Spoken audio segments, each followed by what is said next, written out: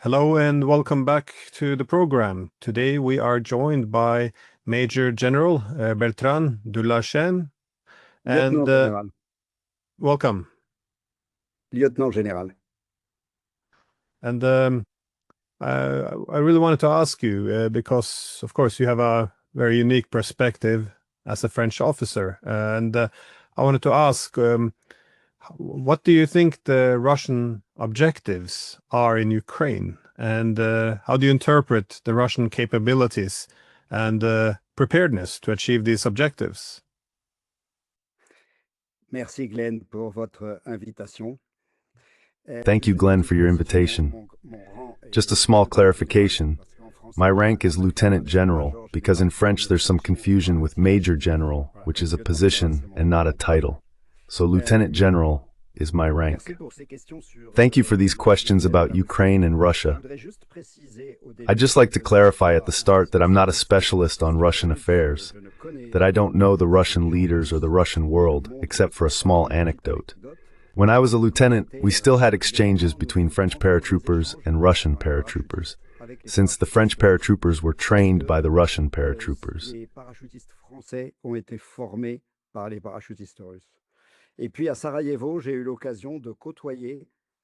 And then in Sarajevo, I had the opportunity to work alongside Russian troops within the UN forces. That's my only experience with them.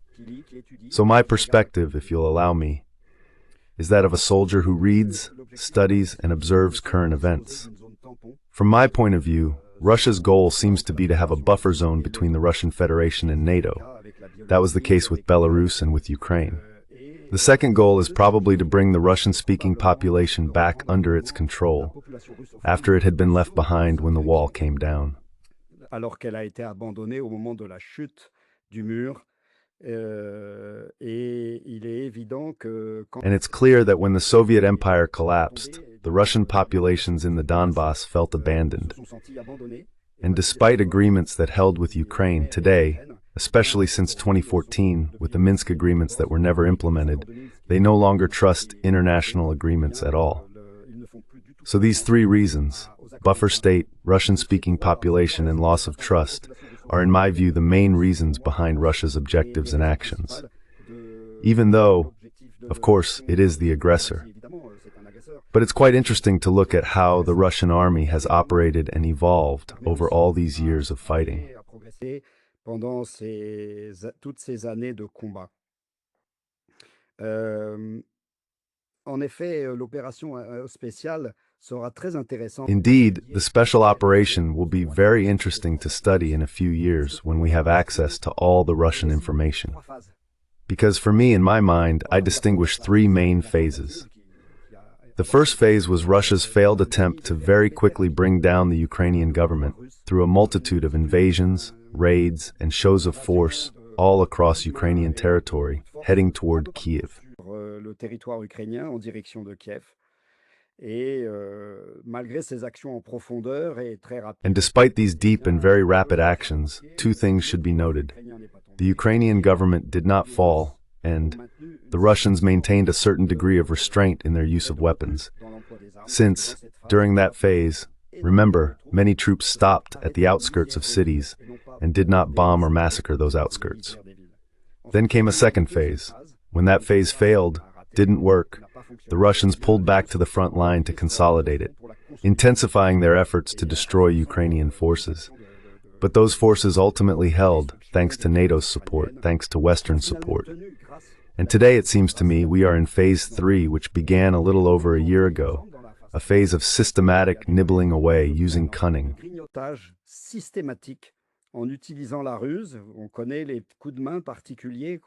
We know about the special operations the Russian army has used, quite incredible ones, that will go down in the history of special forces, but also about how they've surrounded weak points and taken down sections, villages, one by one, the resistance points, gradually expanding the area held by Russian forces in order to negotiate from a position of strength. That's why, if you'll allow me, I think this is one of the reasons for the postponement and cancellation of the Trump-Putin meeting that was supposed to take place in the coming days. Because, in fact, I think the Russians still hope to gain more ground, to negotiate even more from a position of strength, with the stated goal of reclaiming the entire Donbass. De récupérer l'ensemble du Donbass. Je pense que le point de négociation est là et que, évidemment, I think that's where the negotiation point lies, and that the West has a huge role to play in finding a solution. In any case, between the Russian army of 3 years ago and the Russian army we know today, I think there's truly an army that has made great progress in terms of training and combat readiness. As for command, we know about the constant turnover of generals that has taken place in that army. And when it comes to the use of modern equipment, at first, the Russian army was caught off guard by drone attacks. Today, it's the opposite. Russia is the one completely freezing the front, thanks to the massive use of drones. That's what I can say today about, as it seems to me, Russia's objectives and the way the Russian army has carried them out. La manière dont l'armée russe l'a mis en œuvre. It's quite fascinating how the war changed during the past 3.5 years. As you pointed out in the beginning, the main objective being to go out for this, if not a knockout strike, at least to force the Ukrainians into a position where they would accept a favorable deal. And of course, this changed the war of attrition, but it's also fascinating with the drones, how the war itself has changed as the main, I guess, weapon on the battlefield went from artillery to drones. I did want to ask you, though, about the possibility of Europe and or a direct NATO intervention on the side of Ukraine, because as Ukraine now appears to be losing, there's some push for escalation. So I guess my question is, how do you assess the risk of Europe sending troops or a direct NATO intervention on the side of Ukraine? Oui, je pense que l'intervention de troupes. Yes, I think that the intervention of NATO troops or European armies would, in my view, be a serious mistake. Because to counter the Russian army, as I said, which has made major progress in terms of tactics and command, and given the strategic stakes this operation represents for Russia, I think we cannot settle for half measures. That would mean NATO fully committing that European troops, who would be part of this conflict if they ever took part in the war against Russia, would have to deploy all their resources. You don't go to war just to take part, you go to war to win, to prevail. On va à la guerre pour gagner, pour vaincre. Et donc, il s'agit vraiment de toute autre chose. So it's really about something entirely different. And today, as we know, no Western army, except perhaps the American army, which doesn't want to anyway, is ready for war. We don't have the manpower. Everyone knows the state of the French army, and it's the same for other European armies. We know very little about the army's capacity in terms of equipment, spare parts, and ammunition stocks. In fact, the armies have given a lot to the Ukrainian army and are now struggling to rearm. The defense industry is having trouble delivering the amount of equipment ordered, especially since our countries are economically under heavy strain and greatly weakened. Économiquement très attaqué, très affaibli, la France n'a plus les moyens. France no longer has the means, given its economy, to invest massively in its defense industry, which means that apart from words, there is no real capability. That's why the former chief of the defense staff, General Pierre de Villiers, said, "The French army is not ready." It was a cry of alarm from this great leader. It's clear that our politicians must take this into account, so as not to commit our armed forces to an escalation that could lead us far too quickly to the risk of nuclear conflict. That's the whole issue with the deployment of Western forces, which would very quickly reach their limits on the conventional level and would then be forced to move to the next stage, the nuclear one, which, fortunately, is currently contained on both the Russian and Western sides.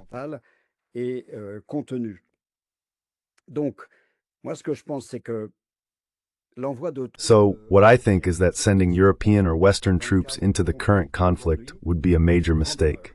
That's why, for now, the official strategy is simply to support Ukraine. However, the deployment of French troops, as well as European troops, as part of a peace agreement would be a completely different matter. Yes, once peace is signed, Europe and NATO, if the parties involved, whether Ukraine or Russia, agree to it, and under a clear international mandate, of course, European troops would have a full role to play in implementing those peace agreements.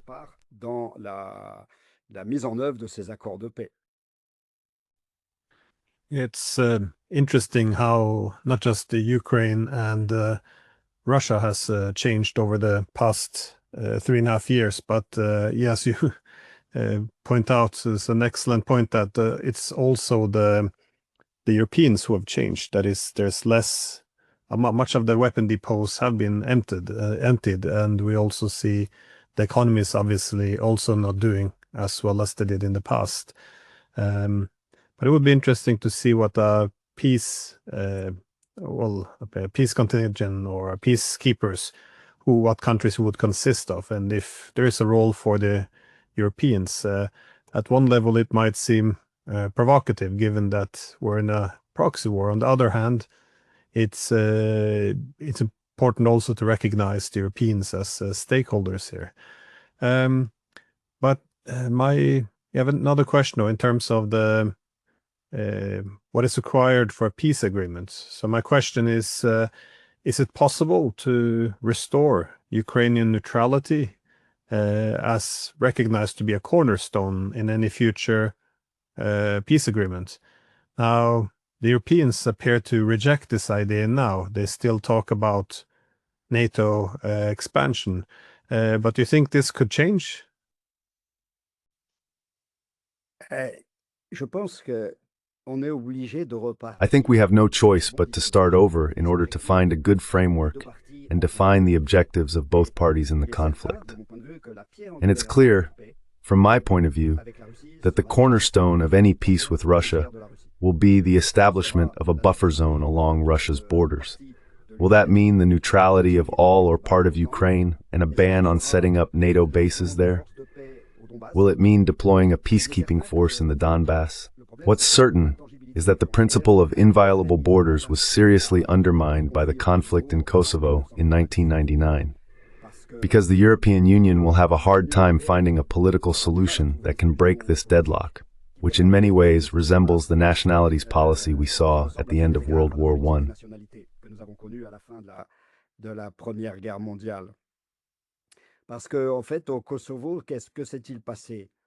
Because in fact, in Kosovo what happened?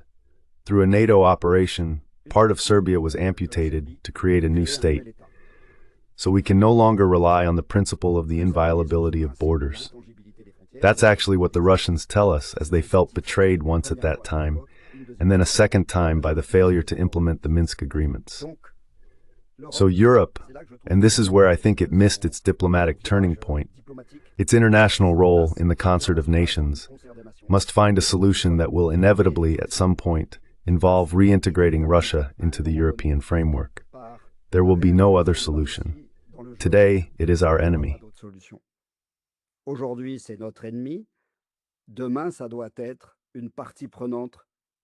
Tomorrow, it must become a key player in Europe's diplomatic and economic game.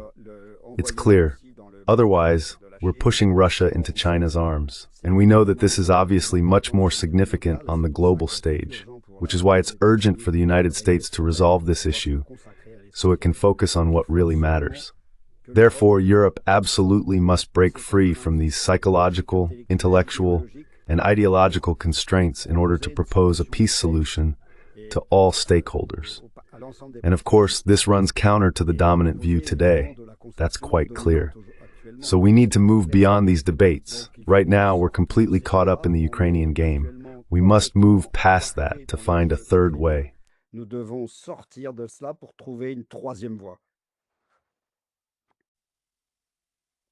It seems like a constructive way of addressing the conflict. That is, if we do recognize that this war is largely the product of a broken European security architecture, that is the failure to incorporate Russia into Europe, and as a consequence, reviving this bloc politics.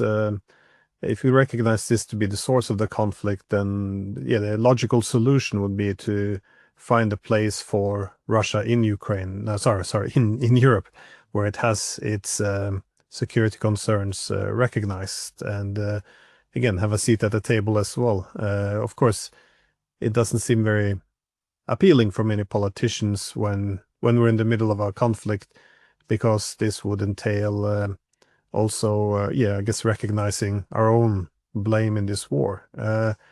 But I wanted to ask you about the direction of the conflict, because, yeah, so my question then is, a lot of political leaders seem very optimistic about the ability to exercise escalation control, to move up or down the escalation ladder at will. Again, others see this as being a delusion. So how do you assess the risk of uncontrolled escalation and possibly even nuclear war? Le risque est grand et il est permanent. The risk is great and constant. The optimism is obviously just for show, since provocations on both sides are ongoing. The incident involving Russian drones flying over Polish and other territories, the issue of more or less controlled statements about extending the French nuclear umbrella to other European countries, all of this, in my view, is part of the posturing meant to test the opponent's resolve. But for now, all of this seems to stay below the level of a real threat that would obviously involve nuclear weapons. And it's clear that everyone, whether the designated Russian aggressor or the NATO countries, is showing restraint. Les pays de l'OTAN font preuve de retenue. Et heureusement, parce que on le sait. And fortunately, because we know that the slightest misstep, and yet God knows some would like us to go as far as using nuclear weapons, the slightest misstep would drag us into a conflict that no one could control anymore. So from my point of view, the posturing maneuvers, but also the proposals to deploy forces on Ukrainian territory, even in western Ukraine, any deployment of troops, combat operations, or establishment of a base would, to me, be the path that would inevitably lead us toward a conflict. And that conflict could draw us into a nuclear confrontation. Why? Because in fact our doctrines are not at all the same. Nos doctrines ne sont pas du tout les mêmes.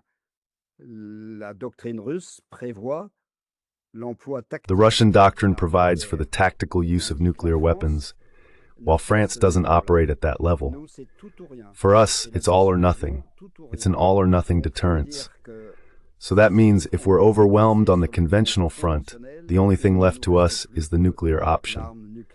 That's why, until now, nuclear deterrence has been focused on protecting the national territory, what we used to call the sanctuary. It's also why there's a major debate in France about whether or not to extend nuclear deterrence, because it's a strategic shift that, in my view, shouldn't belong to a single person, the president alone, but should be the subject of a real discussion. Mais devrait faire l'objet d'une véritable discussion. De même, les provocations russes de l'autre côté pourraient être. Likewise, Russian provocations on the other side could be very significant if Russia decided, for example, to conquer Odessa, or to deploy troops in Moldova, or even to annex Moldova. That too would be a major provocation. These are triggers for conflict. It's clear that on both sides there is both provocation and restraint. So it's urgent to find a way out. That's the only solution. That's why I think President Trump is trying to push hard to make it happen.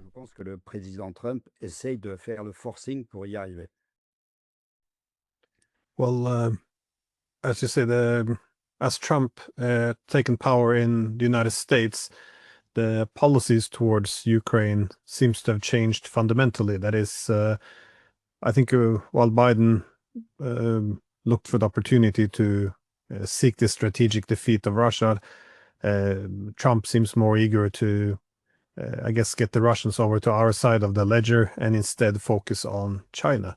But towards this end, the US seems very much determined to outsource the Ukraine war to the Europeans, at least the military aspect and carrying the costs. But as we know, Europe has a lot of limitations, both economic as well as military. So do you think that Europe can fill the shoes of the Americans, that is to replace the dominant role which they've had in this proxy war? Alors, je pense que surtout le président Trump et les Américains. I think that, above all, President Trump and the Americans, whoever they may be, want to maintain leadership over peace and delegate not war, which they know they are the only ones capable of waging, but the control of peace, once they have acted as agents of peace. And so, to delegate above all the cost of reconstruction and peace in order to shift their efforts toward Asia. On that point, I completely agree with you. The real issue for the European armies, which will obviously have a role to play in implementing peace, hopefully soon, is the sharing of the burden and the ability to have forces that are sufficiently deterrent to sustain this peace framework. Pour pouvoir maintenir ce dispositif de paix, on le sait par le passé, beaucoup d'opérations. We know that in the past, many peacekeeping operations have failed for several reasons. First, because the states involved in the conflict ultimately weren't satisfied with the agreements they saw as purely temporary. And second, because the peacekeeping forces didn't have the means to actually maintain peace. So the question will arise about the mandate, the framework, and the troops that will be deployed. Under what mandate will the forces operate? A UN mandate? The UN today is highly discredited around the world. It has in fact practically disappeared. Under a NATO mandate, but then Russia will see it as a mandate carried out by its adversary.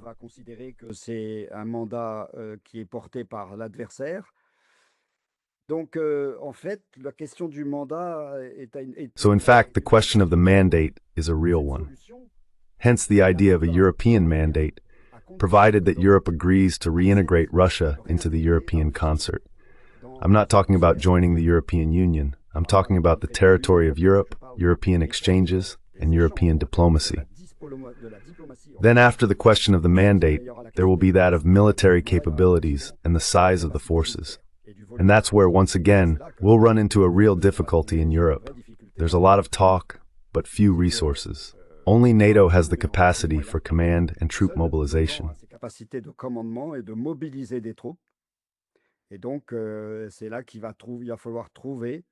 So that's where we'll need to find a framework that allows the mandate to be international and recognized by Russia, while having troops that are commanded by the only structure that actually works on a military level, that is NATO. So it's going to be complicated. That means, on one hand, there will be this phase of negotiations we're currently witnessing between President Trump, President Putin, and President Zelensky, the three of them.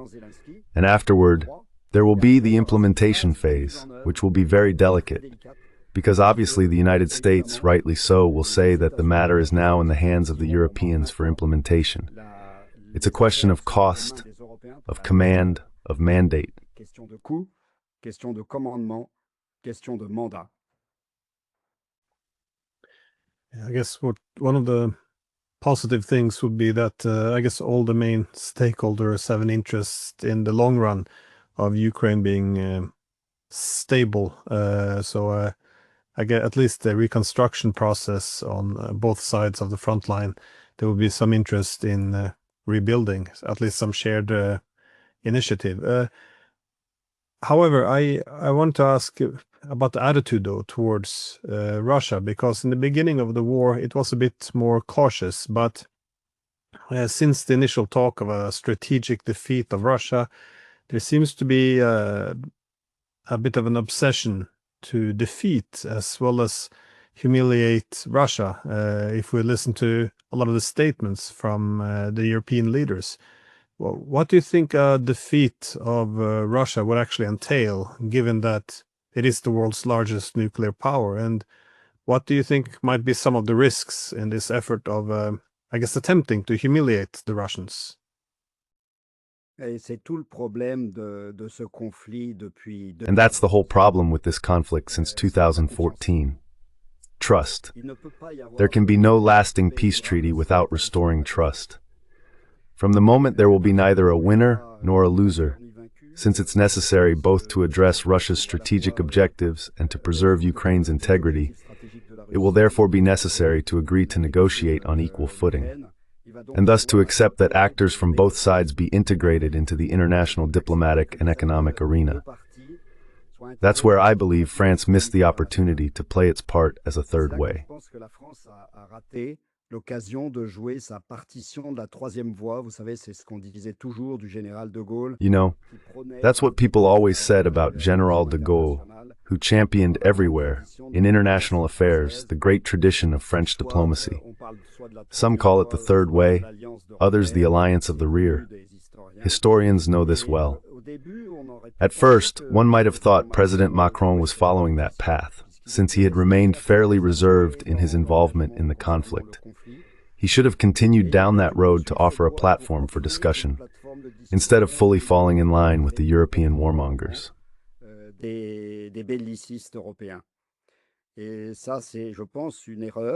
And that, I think, is a mistake. There's still time to go back on it. There's still time to open a new door in the discussions, at least alongside President Trump. Because I'll say it again, I feel like I'm repeating myself. Russia will have to find a place in the European framework in order to contribute to peace and the development of the European continent, both economically and culturally.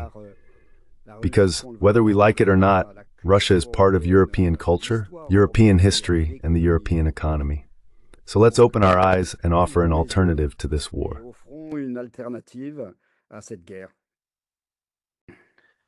I think many Europeans have looked to the French as a possible hope in terms of reviving the Gaullist spirit, as we saw throughout the Cold War, but also, after the Cold War, we saw France speaking of a more independent voice for Europe, and it makes sense if that would come from Paris. However, we haven't seen, at least not enough of this, I think, over the past 4 years. But takes me to my last question, which is what is happening to Europe? Because over the past 4 years, Europe itself has changed a lot. I would say huge changes occurring across Europe. So as the conflict has been going on, the situation is becoming more and more unstable in Europe. And for example, the Europeans are becoming more and more reliant on the United States, to the point where any strategic autonomy now seems, like a lost ambition. Meanwhile, the US is clearly signaling that it wants to pivot to Asia. And so they want to get out of Ukraine, but also get out of Europe. Not completely, but to some extent. At the same time, we appear to have both an economic problem in Europe as well as political legitimacy crisis across the continent. So how do you assess this risk, not just in the context of the proxy war in Ukraine, but overall?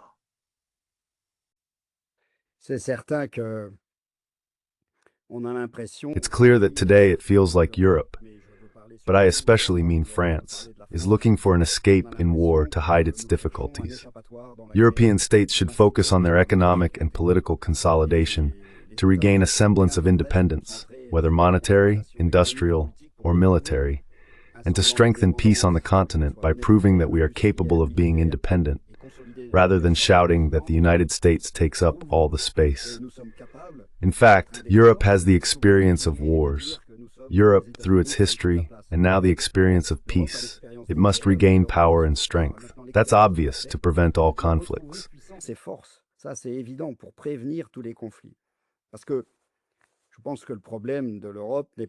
Because I think Europe's problem isn't something to look for outside at the borders, in the conflicts that may affect our surroundings. In fact, the problems come from within. Internally, we need to rebuild ourselves and not give in to decline. So let's put our own house in order. Let's deal with our debt, deindustrialization, loss of social bearings, and decline in education. Let's respond through action to everything we're being criticized for. People criticize President Trump and especially Vice President Vance for lecturing us. But honestly, let's address these issues. and then we'll be able to step in. Because the risk is great for countries like France. Other European countries have already reacted, but a country like France hasn't yet. Déjà réagi, mais un pays comme la France pas encore. Le risque est grand de disparaître, ou en tous les cas. The risk of disappearing is great, or at least of ending up in last place, as we are currently sliding down.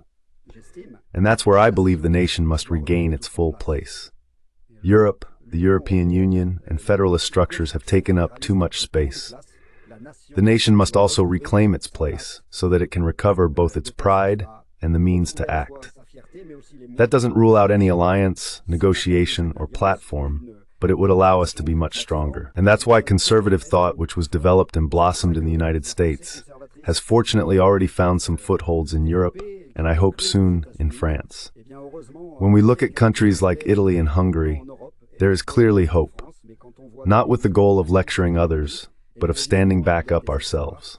Le but n'étant pas de donner des leçons au peuple, mais de se relever. Or, la France a des capacités industrielles, a des savoirs. Now France has industrial capabilities, know-how, a culture, and a history. So let's rediscover that, draw from our roots, and raise our children and young people with a positive vision rather than a negative one, as we are currently being led to do, squandering the few resources we have left. I believe that is the great lesson of the time we are living in today. It may be a moral turning point that our countries, our old countries, will experience, as they need to be reborn through youthful, innovative thinking that at the same time is not a rupture, but a new connection with our past.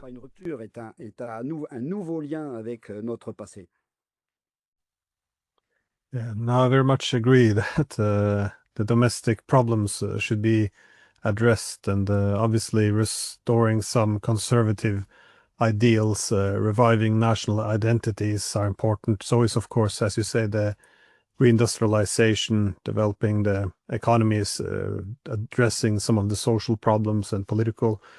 It does seem, though, that the war, becomes a convenient distraction, preventing us from doing all these things, and indeed making all of it much, much worse.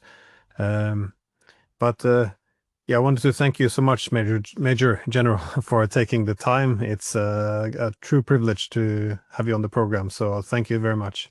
Thank you very much, Glenn.